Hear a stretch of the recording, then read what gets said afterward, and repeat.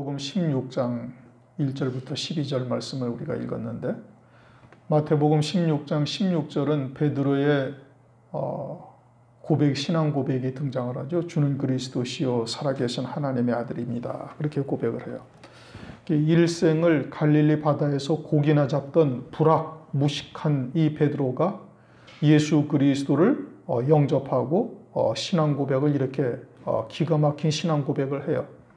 반면에 하나님의 말씀을 철저히 지켜 행하는 이 바리새인들과 사두개인들, 자타가 인정하는 의롭다 하는 자들, 신앙생활을 아주 잘하고 성실하고 참으로 모든 유대인들의 흠모의 대상인 이 바리새인들과 사두개인들은 도리어 예수님을 배척하고 와서 이제 오늘 1절 말씀처럼 예수님을 시험하고 그리고서는 표적이나 보여달라 이런 이야기를 하죠.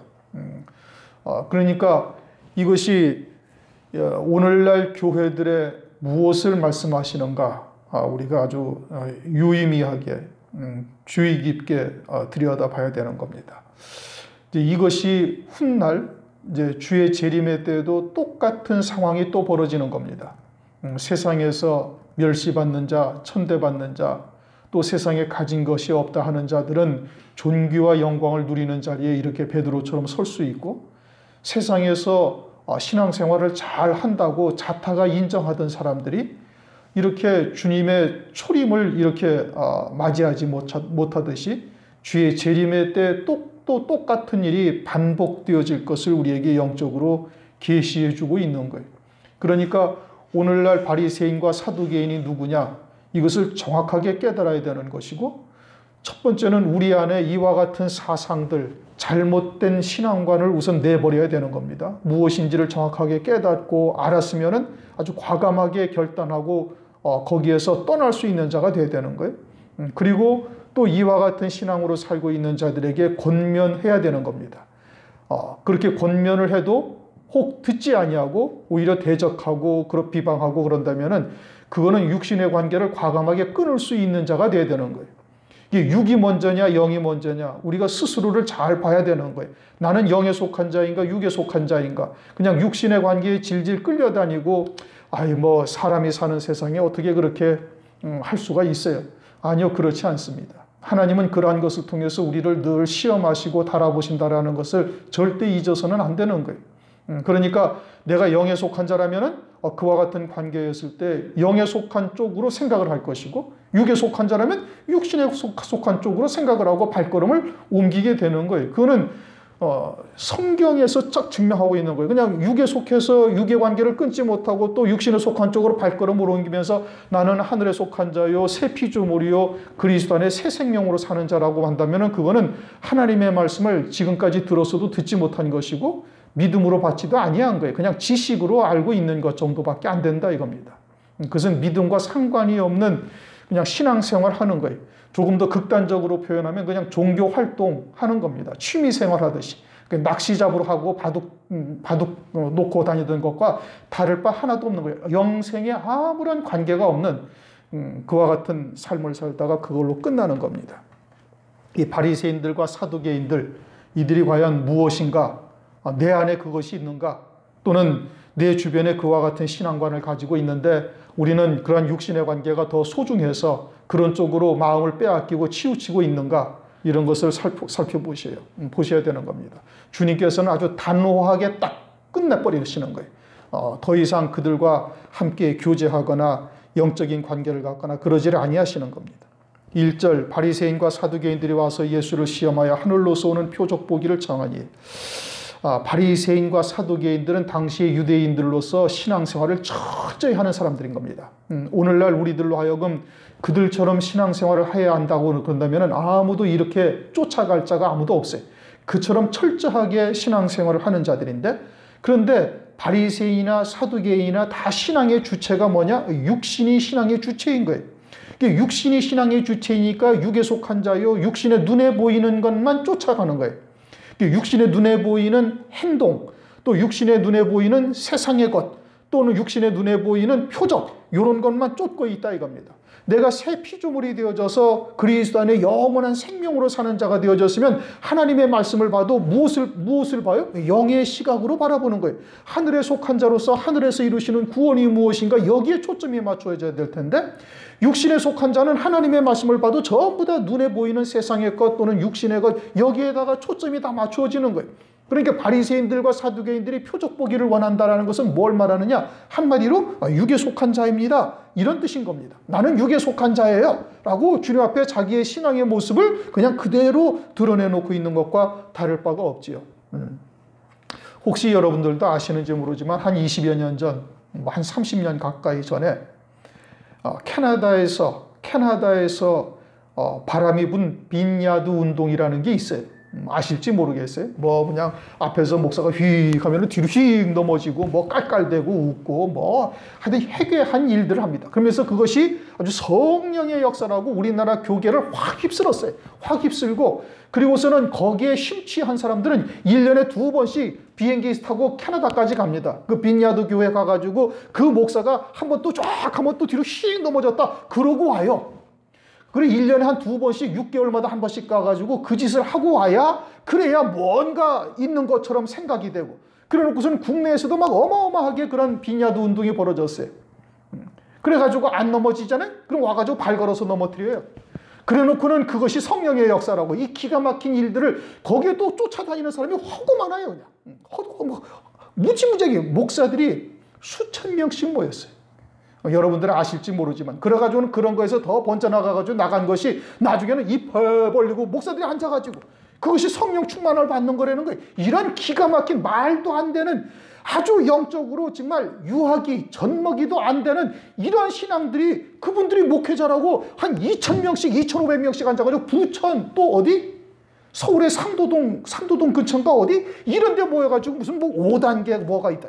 이런 기가 막힌 일들이 우리나라 교계를 다 휩쓸고 지나간 거예요. 또는 부산에서 4단계 회계니 뭐니 해가지고 부산까지 또 기차 타고 내려가가지고 일주일에 거기 가서 한 달에 2번씩인가 한 번씩인가 가가지고 한 3, 4일씩 있다가 올라오고 이런 일들이 비일비재하게 벌어지는 겁니다. 이게 뭐예요? 나는 육에 속한 자입니다. 이 뜻인 겁니다. 그럼 하나님의 말씀도 어떻게 봐요? 전부 다 육신의 시각으로 사전적인 해석을 하고 세상의 논리적이고 이성적인 해석을 하나님의 말씀을 다 하는 거예요. 그러면 그렇게 말씀이 딱 변질되어져 가면 어떻게 바뀌지는가?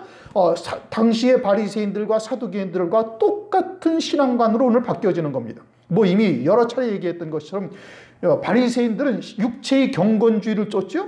오늘날도 역시 마찬가지로 육체의 경건주의를 쫓는 자들이 생활교훈으로 하나님의 말씀을 바꾸는 거예요. 이게 윤리, 도덕, 철학. 골로새서 2장 8절. 이 철학이나 세상의 초등학문 쫓는 것 이것은 뭐다? 그리스도를 쫓는 게 아니다 이겁니다. 그거는 하나님의 말씀을 빙자한 그냥 사회 통념적 어떤 사회적인 그런 이성적인 이런 것을 쫓는 것이지 그거는 영생과는 전혀 상관이 없는 거예요. 그리고는 사두개인으로 변질된 그들은 또 뭐예요? 그들은 천사도 없다 영도 없다 내세를 부정하면서 신앙생활을 철저히 하는 거예요. 무엇 때문에? 세상에 복 받으려고.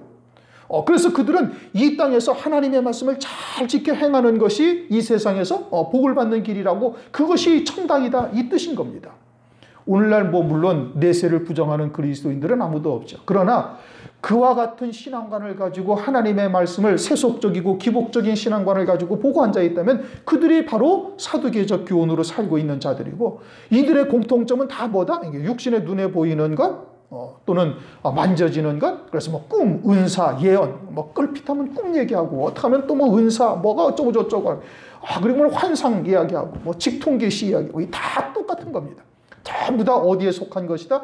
나는 육신에 속한 신앙으로 살고 있습니다. 이런 뜻인 겁니다.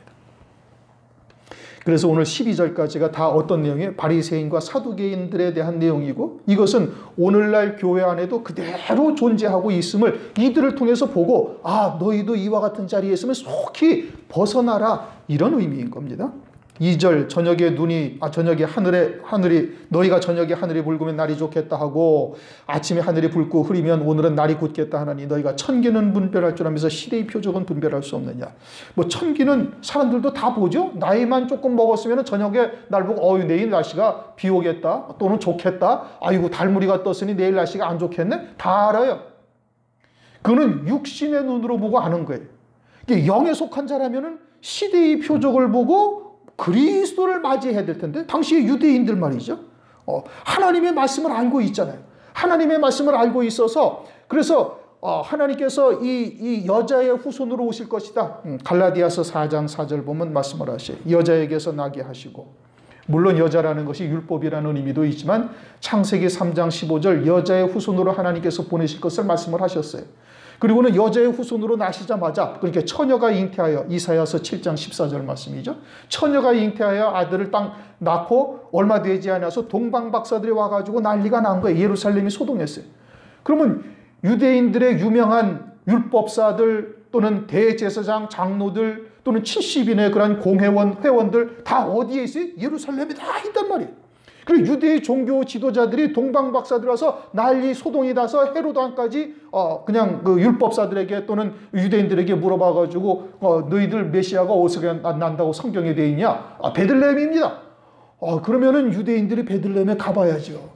그래서 과연 다윗의 자손인지 처녀가 잉태하여 아들을 낳았는지 확인해 보면 금방 알 수 있는데 가요 안 가요? 안 갑니다. 왜 안 가요? 하나님의 말씀을 믿지 않는 거예요. 자신들은 하나님을 철저히 섬기고 있고 아주 신실한 유대인이라고 스스로는 생각하고 다른 사람도 인정을 하는데 실상은 뭐예요? 말씀을 믿지 않는 거예요. 그게 신기한 일이잖아요. 그리고서는 세례 요한이 등장을 해가지고 세례 요한이 선지자라는 것도 온 유대인이 다 알아요. 그리고선 그 세례 요한이 보라 세상 죄를 지고 가는 하나님의 어린 양이로다. 요한복음 1장 29절에 얘기했단 말씀이에요. 그래갖고 온 유대인들이 세례 요한의 말을 청종을 했단 말씀이에요. 그런데도 믿어요? 안 믿어요? 안 믿어요. 그리고서는 예수님이 오셔가지고 예수님께서 공생의 기간 동안에 말씀을 증거하시고 하나님이 아니고서는 행하실 수 없는 표적을 다 보여줬단 말이에요. 그런데 유대인들이 그것을 받아들여요? 안 받아들여요? 안 받아들인다면 시대의 표적을 전혀 보지를 못하는 거예요. 영적 감각이 아주 무디다 이 뜻인 겁니다. 그러면 오늘날은 또 어떠냐? 오늘날은 성경에서 마지막 때 주의 재림은 이제 말씀하셨죠. 주님께서 부활하시고 올라가실 때 사도행전 1장을 딱 보면 올라가시는 승천하시는 주님을 제자들이 막 보고 있는데 천사가 딱 나타나가지고 너희가 본 그대로 다시 오시리라. 다시 오신다는 거예요. 그래서 성경에서도 누누이 강조하고 계시는 게 주의 초림과 재림에 대해서. 그리고서는 마태복음 24장의 유일무이한 표적이 환난 후의 인자의 징조와 그리고서는 무화과 나무의 표적으로 딱 비유로서 말씀하시고 그 무화과 나무의 표적 비유가 이스라엘이라는 나라의 독립이라는 것은 뭐 온 세상에 있는 기독교계가 다 인정을 하고 있는 거예요. 호세아서 6장 1절 2절 말씀처럼 이틀 후에 살리시고 제3일에 너희들을 갖다가 여호와 앞에 서게 하신다는 그 하나님의 말씀대로 서기 70년에 망하고 1948년에 나라가 다시 세워지면서 전 세계사의 유일무이한 사건이 딱 벌어진 거예요. 나라가 망했다가 2000년여 만에 다시 나라가 세워지는 나라는 이 이스라엘이라는 나라 하나밖에 없어요. 다른 나라는 없다 이겁니다. 그럼 그것이 하나님의 역사요. 하나님께서 성경을 통해서 입증하시는 것이고 그리고 이 무화과 나무의 잎이 무성하여지면 여름이요. 여름이면 끝이 이르렀다. 이제는 주님의 재림이 문 앞에 이르렀다. 그럼 오늘날 이미 이제 그때가 되었음을 알 수가 있다 이겁니다. 뭐 거기만 말씀하셨습니까? 요한복음 2장 1절 사흘되던 날 갈릴리 가나의 그 혼인잔치에 대해서 이것이 요한복음 1장을 보면은 그냥 세례 요한으로부터 세례를 받은 때가 이튿날 또 이튿날 하다가 그냥 사흘되던 날이 딱 된 거예요. 그러면 이것은 문맥상 전혀 성립이 안 되는 것이니까 이거는 조금만 신앙의 어떤 경험이 있으면 이건 영적으로 무언가 또 다른 의미를 부여하고 있구나라고 금방 알 수 있단 말씀이에요. 왜요? 문맥상 맞지가 않잖아요. 이튿날이 3번이 반복됐는데 왜 사흘 되던 날이라고 왜 말씀하시냐? 이것은 주님께서 초림하신 이후에 사흘째 되던 날, 즉 하루가 천년 같고 천년이 하루 같은 이것을 잊지 말라 하신 말씀대로 사흘째 되던 날 어린 양의 혼인잔치가 있다라는 것을 영적으로 계시한다. 이거는 온 세상 교회가 다 인정하고 있는 거예요. 거기에다가 누가복음 13장 32절에도 말씀하셨잖아요. 오늘과 내일은 내가 귀신을 쫓아내고 병을 낫게 하다가 제3일에는 완전하여지리라. 그 완전하여진다라는 것은 병을 낫게 하고 귀신을 쫓아낼 일이 없다는 뜻이 그죠. 그것은 그리스도의 나라가 이루어진다는 뜻인 겁니다. 그러면 주의 재림이 주의 초림으로부터 언제 있다는 거예요? 사흘째 되던 날이 있다는 거예요. 하루가 천년 같고 천년이 하루 같은 이 한 가지를 잊지 말라. 베드로후서 3장 8절에 말씀하셨으니 무화과 나무의 비유가 또는 사흘 되던 날에 갈릴리 가나의 혼인잔치의 비유와 또는 주님께서 누가복음에 말씀하신 이 모든 말씀들이 서로 딱 확증시켜주는 역사를 이루고 있으니 오늘날 우리가 그럼 이 시대의 표적을 보는 자라면 어떻게 해야 되는가? 그럼 어떻게 해야 돼? 기름 준비한 5 처녀가 무엇이냐? 때에 따른 말씀이 무엇이냐? 하나는 데려감을 당하고 하나는 버려둠을 당한다는 것이 무엇이냐? 이것을 성경을 통해서 깨달아야 된단 말이에요. 때에 따른 양식이 있다잖아요. 아침 먹을 때 아침 먹어야 되고, 점심 먹을 때 점심 먹어야 되고, 저녁 먹을 때 저녁 먹어야 되고. 그러면 어둠을 앞둔 때 어떤 양식을 먹어야 돼? 그와 같이 어둠을 능히 이기게 하는 말씀을 먹어야 된다 이겁니다. 예, 이제 여러 차례 말씀드리면 코로나19라는 게 있잖아요. 이게 뭐 한 20년 전에도 비슷한 게 있었고 30년 전, 40년 전에도 비슷한 역병이 있었고 이런 것이 아니란 말이에요. 지금 이것이 한 10몇 년 전부터 불과 한 4, 5년 사이에 계속 나타나고 있어요. 그러면서 점점 커지고 점점 심각해지고 이제는 전 세계에 이 코로나라는 것 때문에 요동치지 아니하는 나라가 거의 없을 정도로 모든 나라에 다가 있어요. 그냥 섬나라에 몇 명 살지도 아니하는 그와 같은 나라에도 코로나가 다 들어가 가지고는 그냥 기겁을 해서 전 세계가 다 발칵 뒤집히는 역사가 나타났고 경제 상태가 거의 공황 상태에 이르게 되어지고 이제는 뭐 모든 나라가 다 자기 문을 닫아버리는 이런 기가 막힌 초유의 사태가 벌어졌단 말입니다. 얼마든지 이런 전염병 하나로도 경제가 아주 다 무너져 내릴 수 있다는 것을 여실히 보여준 거예요. 그런데 누가복음 21장 10몇 절인가를 보면은 이제 마지막 때 어떤 일이 있냐? 큰 지진과 또 기근과 역병이 있을 것이라는 것을 이미 말씀하고 있어요. 그러면 이것이 점점 발발하는 그 빈도가 잦아지고 지진도 마찬가지죠. 그러면은 영적으로 깨어있는 자는 뭐예요? 주께서 말씀하신 그때가 가까워 오는다라고 깨달아야 될 텐데 오늘날 그렇습니까? 아니요. 그런 거에 대해서 별로 관심조차 두지 않아요. 예수님의 초림의 때나 지금이나 별반 다를 바가 없다 이 뜻인 겁니다. 우리들도 만약에 그러하다면은 어느 날 갑자기 그날을 덫과 같이 맞이하는 자 될 수도 있다. 이것을 우리에게 지금 보여주시는 겁니다. 그러자 시대의 표적을 보지 못하는 이들에게 주님께서 뭐라고 말씀하시느냐? 악하고 음란한 세대가 표적을 구하나 요나의 표적밖에는 보여줄 표적이 없느니라. 악하다라는 것은 믿지 아니한다 이 뜻입니다. 히브리서 3장 12절 믿지 아니하는 악심을 품고 뭘 믿지 아니해? 하나님의 말씀을 믿지 않는 거예요. 그 다음에 음란하다라는 것은 하나님의 말씀을 믿는 믿음이 아니라 다른 쪽으로 눈길을 돌리는 거예요. 뭐 표적 보기를 좋아하거나 또는 세속적인 것에 쫓겨다니거나 그래서 세속적인 것을 쫓는 자들을 야고보서 4장의 4절에 뭐라고 말씀해요? 간음하는 여자들이요. 세상과 벗됨이 하나님과 원수임을 알지 못하는 그렇게 세속적인 신앙, 기복적인 신앙, 그냥 예수 믿고 복 받고 예수 믿고 잘 되고 그러면서 축복의 말씀 500선 해가지고 그냥 500가지 성경 구절만 딸딸딸딸 외우고 그것만 가지고 주야장창 부르짖고 있는 이와 같은 신앙, 그런 것만 가지고 예언하고 앉아있는 이런 아주 음녀와 같은 이와 같은 신앙, 이게 음행하는 거란 말씀이에요. 또 하나님의 말씀보다 표적 보기를 더 좋아하는 것, 이게 음행이란 말씀이에요. 이것이 영적인 음란이다 이겁니다. 그런데 그들에게 요나의 표적밖에 보여줄 것이 없다?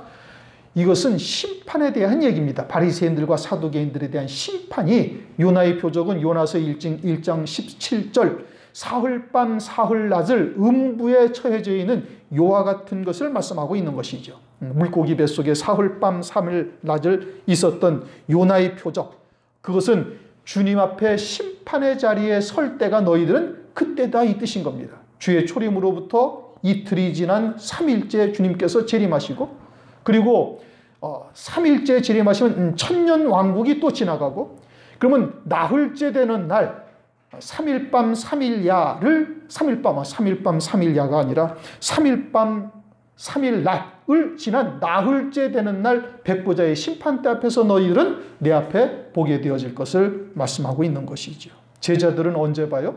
제자들은 3일 만에 보는 겁니다. 첫째 부활의 영광을 입고. 요나의 표적이라는 것이 주님의 부활을 말하는 것이 아니라 심판의 때를 말하는 것이죠. 그래서 이제는 그 뒤에 이제 5절부터 12절까지 또 바리새인들과 사두개인들에 대해서 또 말씀합니다. 그들의 누룩과 그들의 교훈을 주의하라. 그렇게 그들은 어떻게 된다는 거예요? 요나의 표적과 같이 심판, 백보자의 심판대 앞에서 너희들은 나를 보게 되어진다. 그런데 실상은 그들은 온 세상이 자타가 인정하는 신실한 유대인이라고 모든 사람이 이야기를 하고 있어요. 자기들도 그렇게 믿고 있어요. 바리새인, 사두개인들. 그런데 실상은 뭐라는 거예요? 주님이 보시기에는 완전히 악하고 음란한 세대다 이겁니다. 악하고 음란한 세대이고 너희들은 재림하신 그리스도와 전혀 상관이 없고, 왜? 이제 시대의 표적을 보지를 못하니까. 그리고서는 백보자의 심판대 앞에서 심판의 대상이 될 자들이다. 이걸 지금 우리들에게 계시하고 있는 겁니다. 5절, 제자들이 건너편으로 갈새 떡 가져가기를 잊었더니 예수께서 이르시되 삼가 바리새인의 누룩과 사두개인의 누룩을 주의하라. 제자들이 서로 의논하여 가로되 우리가 떡을 가져오지 아니하였도다. 자, 제자들은 지금 성령 받기 이전입니다. 그렇죠? 그러면 성령 받기 이전이니까 지금 어떻게 신앙 주님을 쫓고 있어요? 이제 육으로 쫓고 있는 거예요. 그렇게 주님께서 바리새인과 사두개인의 누룩을 주의하라 딱 한마디 하니까 제자들은 그 말씀을 영적인 시각으로 바라보는 것이 아니라 육신의 시각으로 바라보는 거예요. 아이고, 떡을 안 가져왔어야. 아이고야, 이거 어떡하냐? 이게 100길로 한참 가야 되는데 이게 쫄쫄 굶다 가겠네? 그러면서 당장 관심이 하나님의 말씀을 딱 듣고 주님의 말씀을 딱 듣고 그 말씀을 바라보는 시각이 영으로 보는 거예요? 육으로 보는 거예요? 육으로 본다 이겁니다. 육으로 보는 거예요. 모든 이 육에 속한 자들은 모든 하나님의 말씀을 다 어떠한 초점에서 바라봐요? 육신의 초점에서 바라보는 거예요. 그런데 성경은 무엇을 위해서 주신 말씀이라고 성경에 기록되어져 있어요? 요한복음 5장 39절 너희가 성경에서 영생을 얻는 줄 알고 상고하거냐. 그러니까 모든 하나님의 말씀은 영생에 초점이 맞춰져 있다면 영에 초점이 맞춰져 있는 거예요. 그런데 영이라는 것은 하나님의 나라에 속한 것이고 하늘나라에 속한 것인데 하늘나라를 우리한테 그대로 말씀하시면 우리가 이해하지를 못하니까 깨닫지를 못하니까 그러니까 영생을 얻을 자가 하나도 없으니까 세상에 보이는 것으로 우리들에게 설명을 해 주실 뿐이에요. 그러나 그 말씀의 모든 초점은 어디에 있어요? 영생에 있어요. 하나님 나라에 있다는 말씀이에요. 그러니까 영에 속한 자는 세상의 것을 가지고 말씀을 해도 그 영원한 세상을 바라보는 것이고 육신에 속한 자는 그 세계가 보이지 아니하니까 어디에다 초점을 맞춰요? 육신에 속한 눈에 보이는 것, 세상의 것 또는 육에 관한 것 여기에다 초점을 맞추는 거예요. 그래서 그것을 제자들을 통해서 우리에게 보여주는 겁니다. 주님이 바리새인의 누룩과 사두개인의 누룩이라고 이야기를 하니까 제자들은 얼핏 딱 생각한 것이 육신으로 지금 살고 있으니까 아이고야 떡을 안 가져왔구나. 주님께서 또 그거 안 가져온 것 가지고서 아시고서 벌써 얘기를 하시네. 이렇게 지금 이제 이야기를 하는 겁니다. 18절 8절 예수께서 하시고 가라사대 믿음이 적은 자들아. 믿음이 있기는 있는 거예요. 믿음이 있기는 있는데 어떠하다? 믿음이 적다 이겁니다. 그러니까 눈에 보이는 세상의 것 또는 눈에 보이는 행함으로 치우친 이와 같은 육에 속한 자들도 하나님을 믿는 믿음으로 산다고 이야기를 하는데 주님이 보시기에는 그것은 믿음이 아주 적은 자들이다. 말씀의 초보, 젖먹이, 어린아이 이제 이와 같은 신앙이다 이겁니다. 그러니까 늘 육신의 것을 가지고서 이야기를 하는 거예요. 이제 부모님들은 이제 다 아이들을 다 길러봤잖아요. 그렇죠? 아이들을 다 길러봤어요. 3살 먹은 아이가 이제 막 아장아장 막 걸어다닌단 말입니다. 이제 여자아이는 빨리 걷죠. 그리고 이제 맛있는 게 뭔지 알아. 그래가지고는 통닭집이나 아이스크림집 지나가면은 막 엄마한테 사달라고 졸라요. 안 되면은 막 땅바닥에 앉아서 막 뒹군단 말이에요. 그냥 그거 먹고 싶은 생각밖에 다른 건 아무것도 없어. 엄마는 야 전환기세를 내야 되고 어떻게 해야 되고 네 아빠 월급이 쥐꼬리만 한데 이거 가지고서 좀 쪼개가지고 어떻게 해야 되는데 이렇게 사주고 저렇게 사주고 하면 도저히 살림이 안 돼. 그거를 아이한테 아무리 설명하면 아이가 알아들어요? 못 알아들어요? 못 알아듣죠. 그 아이의 눈에는 오직 저 아이스크림, 통닭 요것만 딱 먹고 싶은 생각밖에 없어요. 안먹어 아무리 뭔가를 얘기를 해줘도 아무것도 들리질 않는 거예요. 육에 속한 신앙이 그런 겁니다. 자기가 보는 것밖에 안 보이는 거예요. 하나님이 뭘 얘기를 하셔도 성경을 통해서 이렇게 얘기하셔도 아무것도 보이지 않는 거예요. 주기도문에 일용할 양식을 하나님께 주시옵소서. 오늘날 우리에게 일용할 양식을 주옵시고 그러면서 그것이 육신의 양식이 아니라는 것을 앞에도 말하고 뒤에도 말씀하시잖아요. 그렇죠? 뒤에도 말씀하시는 너희들 공중에 나는 새를 봐라. 들에 핀 백합화를 봐라. 하나님이 다 먹이시고 입히시는데 하물며 너희일까 보냐. 너희들은 이런 거 아예 구하지도 말라. 그런데 육신에 속한 자들은 그 뒤에 얘기를 아무리 얘기해도 앞뒤에 그렇게 얘기해서 이 일용할 양식이라는 것이 육신의 양식이 아니요 육신의 떡이 아니라는 것을 연거푸 앞뒤로 설명을 해줘도 안 보이는 거예요. 그냥 일용할 양식, 육신의 양식, 빵, 떡. 그러니까 하나님께 무조건 구하자. 일용할 양식을 우리에게 주시라 했으니 요렇게밖에 안 보인다 이겁니다. 아무리 얘기해도 들리지도 않아요. 그리고 실상을 얘기를 해줘도 그 목사님이 설교 잘못하면. 예전에 한번 제가 그런 일용할 양식에 대해서 한 7, 8년 전에 우리 노회에서 설교를 했어요. 그것 때문에 막 분란이 생긴 거예요. 누구는 김종천 목사가 설교 정말 잘못한 것이다. 전 잘못 알고 있는 것이다. 어떤 사람은 또 맞다. 그게 옳은 말씀이다. 들어봤지 않냐? 어쩌고 저쩌고 막 자기들끼리 논쟁하고 싸우고 난리가 난 거예요. 그러니까 아무리 목회자요. 목사면은 그래도 이제 우선은 단편적으로 일반 성도보다는 신앙이 좋다라고 봐야죠. 그렇죠? 성경도 많이 받고 기도도 더 많이 했을 것이고 목사라는 것을 안수받기 전에는 얼마나 많은 고민을 하는지 아십니까, 여러분? 이제는 안수를 딱 한 번 받고 나면 돌이킬래야 돌이킬 수가 없는 거예요. 전도사, 강도사 때는 안 되면 딱 뒤집어가지고 바깥으로 나가면 돼. 그런데 목사라는 것은 한 번 딱 부여받으면은 이거는 이제 정말 옴짝달싹 못하는 거예요. 그러니까 거기에 이르기까지 수많은 고민, 갈등, 내가 과연 부르심을 받았느냐 안 받았느냐 뭐부터 시작해가지고 온갖 생각과 그것을 하다가 결국에는 자기를 딱 죽이면서 하나님 무릎을 꿇는 거예요. 그러니까 그들의 신앙의 바탕에는 주를 위해서 내가 한 번 죽겠다라는 각오를 하고 하신 분들이다 이겁니다. 그런데도 불구하고 못 알아듣는단 말이에요. 왜요? 육신에 속해 있으니까.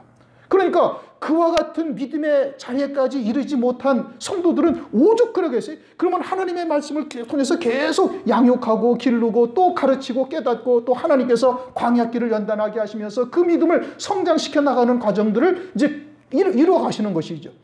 그러니 이런 것을 하나님께서 아무리 얘기를 해줘도 진리가 무엇인지 증거해도 여기 육에 속한 자들은 절대 들리질 않아요. 제자들을 통해서 지금 우리들에게 그걸 보여주시는 겁니다. 영생은 관심 밖의 일이에요. 아니 내가 지금 당장 죽겠는데 하늘나라는 가봐야 하는 거고 그러니까 영생은 두 번째 일이고 당장 육신의 문제가 급하다 이겁니다. 하나님께서 천지의 만물의 주권자가 되셔서 왜 내게 곤고함을 하나님께서 허용을 하셨는가 여기에 대해서는 생각지 않아요. 여러분들 부모가 자식을 기를 때 자식이 어느 날 갑자기 내가 부모님에게 참 불효를 했구나 말도 너무 안 들었구나 라고 하면서 아버지의 또는 부모의 생각을 읽고 와서 이야기를 하면은 그거 부모가 그냥 한순간에 그동안 서운했던 것이 싹 녹아져 버리는 그게 부모의 사랑이죠. 하나님이 우리를 그렇게 보신다는 말씀이에요. 그런데 그런 부분에 대해서는 전혀 하나님이 어떻게 생각하실까? 왜 이런 것을 허용하셨을까? 이런 거에 대해서는 전혀 생각지 아니하고 주야장창 자기 것만 가지고 하나님께 나와가지고 막 소나무 뿌리를 뽑는다, 뭐 철야 기도를 한다, 무슨 40일 금식 기도를 한다, 어쩌고 저쩌고 전부 다 그러고 앉아있는 것이 오늘날의 실상이다 이겁니다. 그것은 마귀를 통해서 하나님께서 달아보시는 것에 그냥 넘어지는 겁니다. 고난, 환난, 어려움을 주면은 거기에 푹 빠져가지고 그것밖에 생각이 안 나는 거예요. 또 풍요로움을 안겨주면은 그거에 그냥 돈의 권세에 확 빠져가지고 그냥 거기에서 헤어나오지를 못하는 거예요. 그래서 일생을 마귀의 종노릇 하다가 끝나버리는 겁니다. 마귀가 이렇게 넘겨뜨리면 여기 가서 퍽 해가지고 막 진흙구덩이에서 뒹구는 거예요. 고난 가운데 막 뒹굴면서 거기서 살다가 그걸로 끝내. 그 문제만 가지고 전전긍긍가 다 끝나. 풍요로움을 팍 안겨주면 하나님의 뜻이 무엇인지를 모르고 그것을 자기를 위해서 사용하면서 그것으로 일생을 살다가 호화로에 연락하던 자로 그냥 그대로 끝나버리는 거예요. 이게 대부분의 다 그리스도인들의 모습이다 이겁니다. 지금 제자들의 모습이 바로 그러한 거예요. 그러자 주님께서 이제 책망을 하시는 겁니다. 어찌 내 말한 것이 떡에 관한 것인 줄 깨닫지 못하느냐. 8절부터 10절 내용이 다 그겁니다. 4,000명을 먹이고 5,000명을 먹이고 그러한 주님이신데 왜 그것 때문에 너희들이 걱정을 하느냐. 그런데 제자들은 관심이 거기에만 있어요.